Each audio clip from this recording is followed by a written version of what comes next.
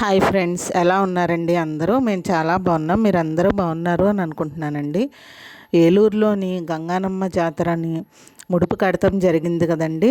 150 సంవత్సరాలు చరిత్ర కలిగిన ఈ అమ్మవారి జాతర ఈరోజు అమ్మవారిని మేడలలో ప్రవేశపెడతం జరుగుతుందండి.